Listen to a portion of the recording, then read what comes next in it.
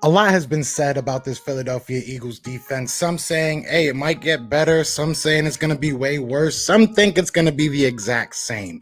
A lot has happened in this offseason, and I'm going to tell you why I feel the Philadelphia Eagles will have a top 10 defense. Let's get into it. Yeah. Fly, Eagles flying on the team. Touchdown. Time to get Jalen this ring. You don't really want to start a thing. This a bird gang nation, baby. It's a Philly thing.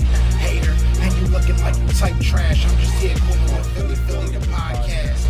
And we can call a man dog or watch Miles score off the handoff. Rest of the division, your man saw Jackson like Sean, hunting like Randolph. Season here, really time to do them in. Your boy Philly Fresco. Thanks for tuning in. What's going on, you guys? It's your boy Joe Castro, aka Philly Fresco, and this is Philly the podcast. So check it out, man. I want to talk about this defense, bro. Everybody keeps on, I feel like, sleeping on this Eagles defense. We know what the front seven is. We have some new members of the secondary that I really think are going to help this team. So we're going to get into that. But before we do, please do hit that like, hit that subscribe, join the family. We're trying to hit 3K, hit that little notification bell, do all those things that all those YouTubers tell you to do. I'm terrible at doing it, but you know what it is. So let's get into it, man. So we start at the beginning. We start where our team is always the strongest at, and that's at the line. Our defensive line is strong this year. You got Javon Hargrave. You still got Fletcher Cox. We added Ryan Kerrigan. Josh Sweat, if he stays healthy, he's breaking out in camp again. Derek Barnett seems to be, going out there and trying to fight for his job. So that's only better. We had Chris McPherson on here Saturday, and he was saying that Jonathan Gannon is basically saying they're both going to be starters. He plans on playing both of them a lot. So this could be good, man. We all keep on talking about who's going to win that job and who's going to, end up getting traded if the other person wins it. But we might end up in a situation where we have two very good defensive ends. We might have two very good starting caliber defensive ends who are under 26. Very young. They have nothing but a bright future ahead of them if they can stay healthy. Our defensive line, I think, is the least of our worries almost every year. And this year, it's even less of a worry just because we've heard the versatility that they're going to be bringing. You might see 3 down linemen. You might see 4 down linemen. It's going to be switched up so much, and it might be even switched up mid-play. You might hear the quarterback start going through his cadence, and out of nowhere, Ryan Kerrigan or Patrick Johnson or Derek Barnett or Josh Sweat are taking their hand out of the dirt, and they're, standing up, and they can either be a pass rusher or a coverage guy. There's so many things that we can do with our defensive line that to me, for them to not be a top 5 defensive line this year would be a shock. It would be an absolute shock. Now we go to the next level of the defense, and it's the linebackers. I know I have been the biggest negative Nancy when it comes to our linebackers. It is still probably my biggest concern on this defense, but it's less of a concern. Eric Wilson is out there. He's out there being a leader by how he plays, how he practices. And, to bring up Chris McPherson again, he even said during the last practice on Friday, everybody was in there doing their media day. Everybody was talking to the media, and you see the grounds crew basically trying to get trying to get Eric Wilson off of the field because he's still practicing, an hour after his teammates left. So it's something that there's something there. Eric Wilson has something to prove. He had obviously a huge year last year with the Vikings, and people are still sleeping on him. You look at the number on his contract, it's not congruent to the year that he had last year. So I feel like if he has another big year like that, he's going to be looking for a payday, and rightfully so. So he's going to be the leader of that group for me. And then when you look at the rest of the linebacking crew and you look at how they're utilizing the linebackers, there's really only 2 linebackers out there. There's really only Eric Wilson and one other guy. Sometimes it's been Davion Saylor. Sometimes it's been Sean Bradley. You've had TJ Edwards swing in there. Jacoby Stevens was the middle linebacker in the 3rd unit. So there's a lot of different guys that they're switching at that middle linebacker spot. And then you obviously have Eric Wilson on one side.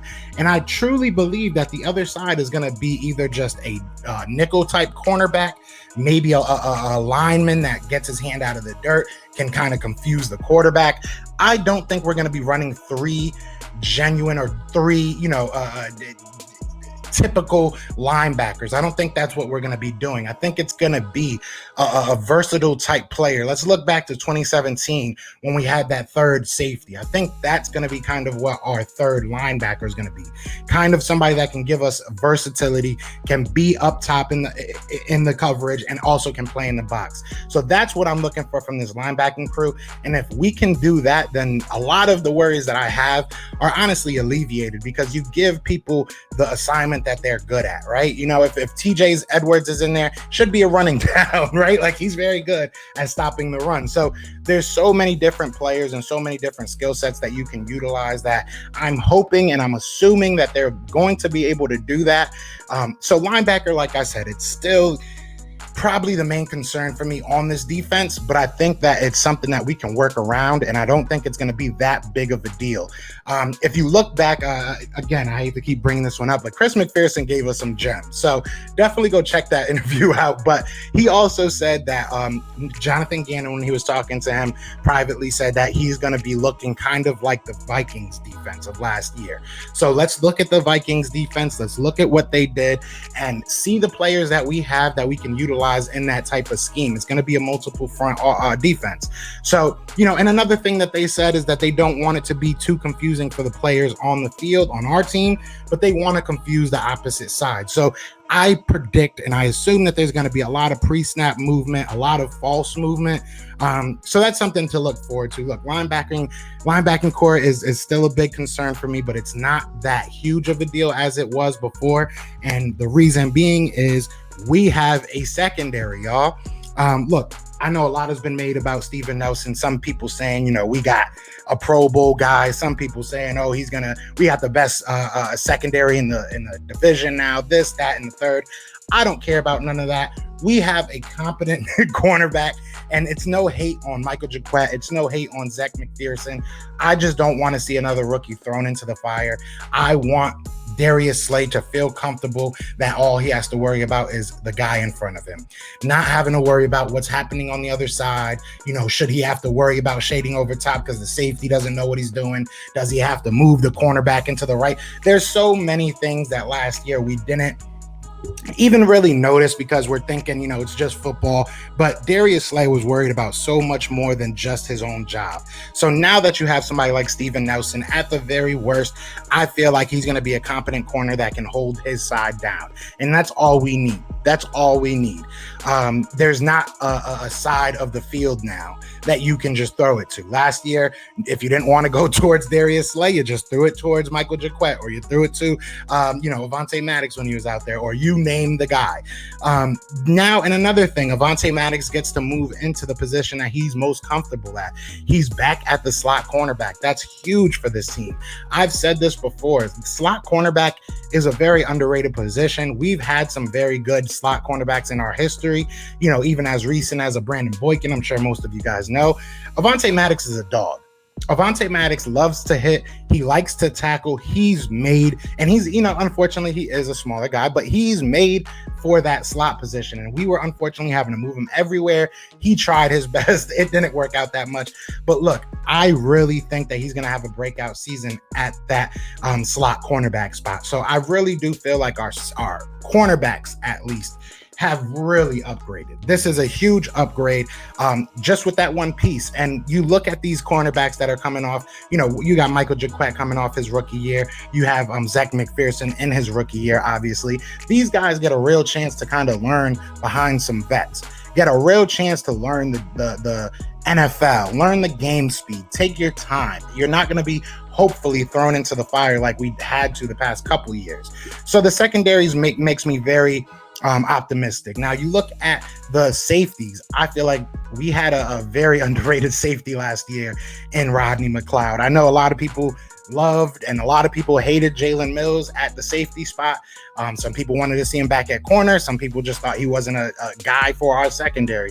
I loved Jalen Mills. I really did. I thought Jalen Mills was unfortunately put in a position that he had to on the fly learn a lot of things. And not only that, he had to help a lot of young guys that weren't ready to play the game. You know, our linebacking core was not ready. They just were thrown into the fire. We didn't have any good linebackers. So you saw Jalen Mills coming down into the box a lot.